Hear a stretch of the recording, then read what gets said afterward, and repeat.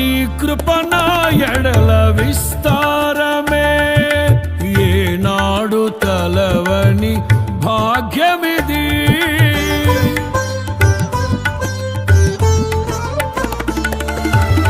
నీ కృప నా ఎడల విస్తారమే, ఏనాడు తలవని భాగ్యమిది.